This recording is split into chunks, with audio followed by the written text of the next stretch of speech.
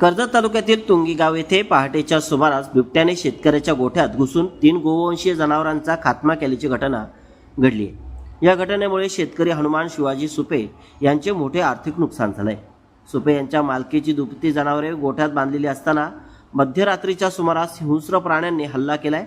गोठ्याच्या खिडकीतून उडी मारून आत प्रवेश करत जनावरे फस्त केल्याचे सांगण्यात येत आहे। ही घटना 4 मार्च रोजी मध्यरात्री घडल्याची माहिती स्थानिकांनी दिली आहे। दरम्यान काही ग्रामस्थांच्या मते हा हल्ला बिबट्याने नव्हे पट्टेरी वाघाने केला असावा अशी चर्चा देखील रंगली आहे। मात्र वन विभागाकडून अद्याप कोणतीही अधिकृत पुष्टी करण्यात आलेली नाही। तुंगी गाव परिसर भीमाशंकर अभयारण्य जंगलालगत असल्याने येथे बिबट्याचे वास्तव्य आढळते। पूर्वीही या भागात वाघ दिसल्याच्या चर्चा झाल्या होत्या, मात्र त्यास अधिकृत दुजोरा मिळाला नाही।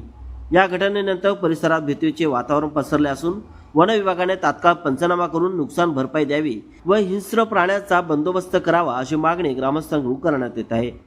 तुंगी गाव डोंगराळ भागात वसलेले असून येथे जाण्यासाठी अद्याप सक्षम रस्ता नसल्याने आपत्कालीन परिस्थितीत जखमी व्यक्तीला बाहेर कसे आणायचे असा गंभीर प्रश्न उपस्थित होत आहे।